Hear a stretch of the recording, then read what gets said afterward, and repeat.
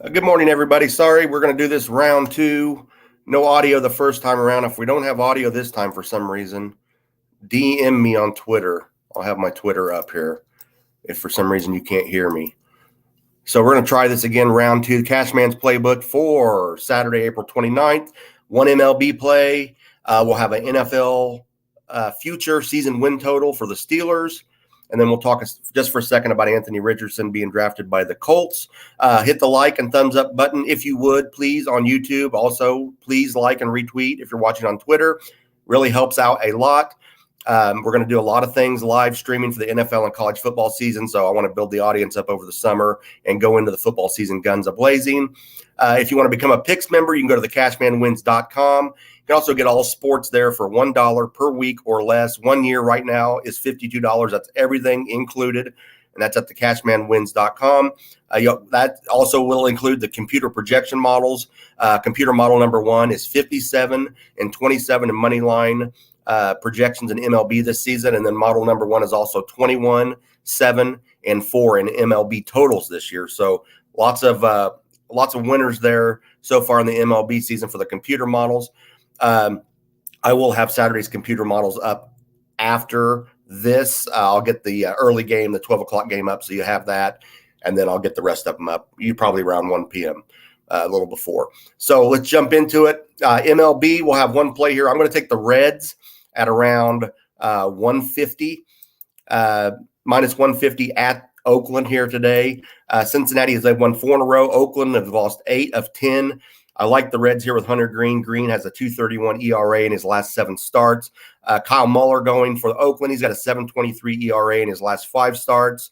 Opponents batting 347 versus Muller this year. And Muller, he has a whip over 2 on the season. So opponents are getting on base against him. Oakland, worst pitching in baseball right now. Last in starting pitching ERA, last in bullpen ERA. And then the Reds, they're hitting 270 versus left-handed pitchers. Muller is a left-hander, hitting 270 the last 10 versus lefties.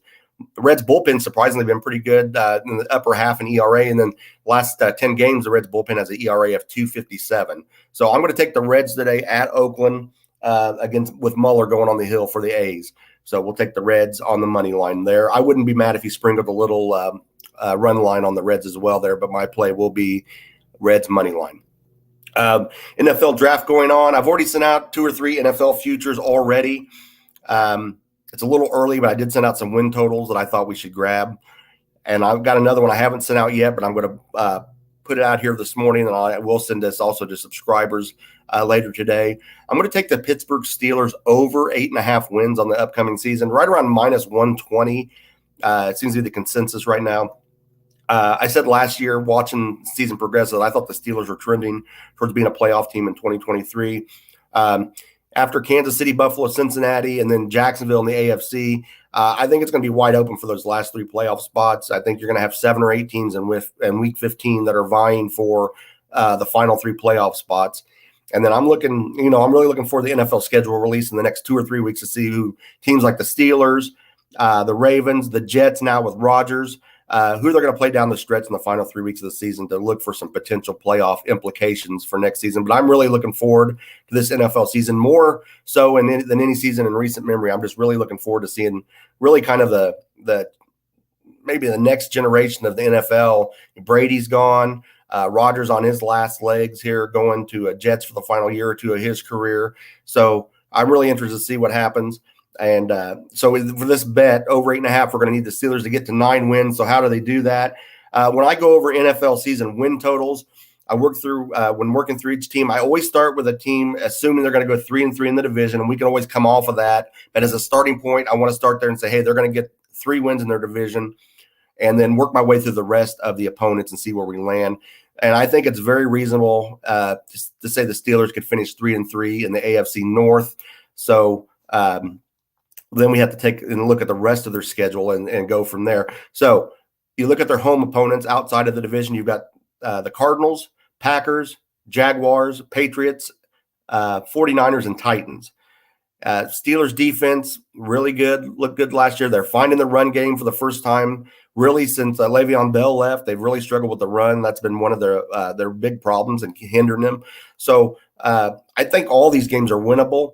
I would take them for sure to beat Arizona and Green Bay. That'd get you to 5 wins. You got the Patriots, 49ers, and Titans. I give the Steelers 2 of 3 of there, and I think they could win all 3 of them for sure. But you give them at least 2 wins there. That gets you to 7. We still have the road opponents to go, and then you look at the road opponents. You got the Texans, the Colts, the Raiders, Rams, and Seahawks. I think all of those are very winnable games, and then you probably need 2 or 3 of those as wins to get to 9. But I think this is going to happen for Pittsburgh. I think this is probably a 9 or 10 win team. I don't play many totals usually until near the end of preseason because of injuries, but I think this is a total. Like I said, it's going to get probably up to 9 at some point, and this is probably the time to grab it. So I recommend taking the Steelers over 8.5 wins on their season win total.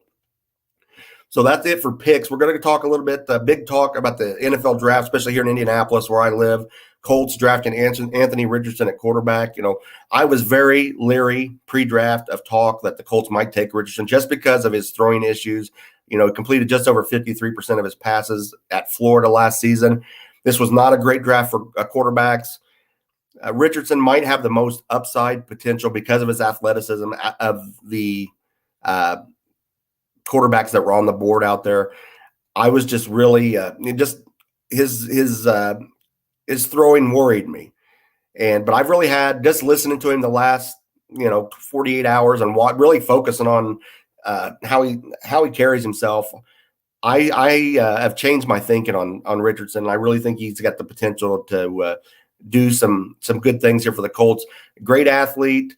The trend with quarterbacks right now being bigger run threats than they are pass threats. I don't think that's conducive to long-term success. I don't think you're going to keep these guys healthy with as physical as the NFL is. But the more I've listened to Richardson speak, how he handles himself in interviews, you watch a person's eyes when they communicate. This guy, very, very attentive. He's intelligent. He wants to learn. He's very aware of what's going on around him. He's humble. Okay? This moment's not going to be too big for him.